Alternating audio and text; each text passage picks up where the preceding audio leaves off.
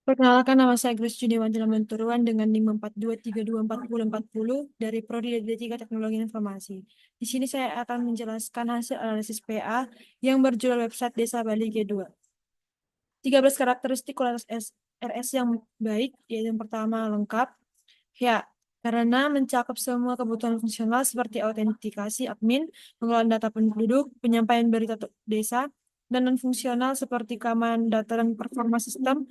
Seluruh informasi yang diperlukan pengembang seperti deskripsi sistem, diagram alat kerja, dan kebutuhan pengguna akhir yang tersedia tanpa celah atau ketidakjelasan. Yang kedua, konsisten. Istilah atau format yang digunakan konsisten. Yang ketiga, tidak ambigu. Dokumen ini bebas dari ambigu dengan deskripsi yang jelas di setiap kebutuhan. Yang keempat, dapat dilacak. Setiap kebutuhan memiliki identifikasi unik untuk dilacak selama proses pengembangan dan pengujian. Misalnya, autentikasi pengguna.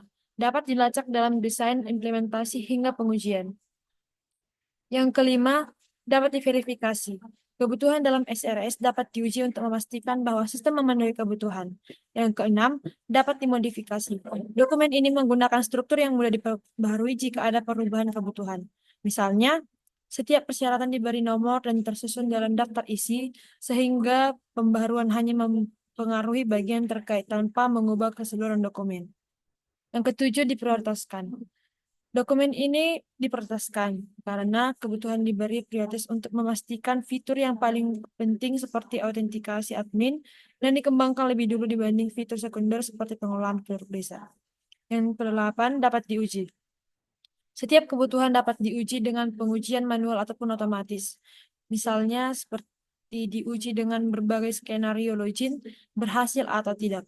Yang kesembilan, tingkat rendah dan tingkat tinggi. Dokumen ini mengandung deskripsi tingkat tinggi, yaitu gambaran sistem secara keseluruhan, dan tingkat rendah, yaitu detail teknis.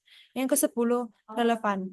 Dokumen ini hanya berisi kebutuhan yang diperlukan untuk pengembangan website Riza, tanpa fitur yang tidak dibutuhkan. Yang ke-11, dapat dibaca manusia.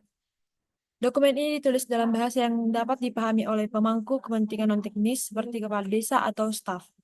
Yang ke-12, setelah dengan selaras dengan sasaran bisnis. Semua kebutuhan mendukung tujuan utama website, seperti efisiensi pengelolaan data dan akses informasi bagi masyarakat. Dan yang terakhir yaitu nomor 13, metodologi agile.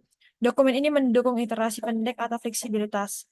Kebutuhan dapat dipecah menjadi backlog sprint untuk dikembangkan secara bertahap dan memungkinkan perubahan berdasarkan umpan balik dari perangkat desa atau masyarakat selama pengembangan. Sekian dari presentasi saya. Apabila ada perkataan saya yang salah, mohon dimaafkan. Terima kasih.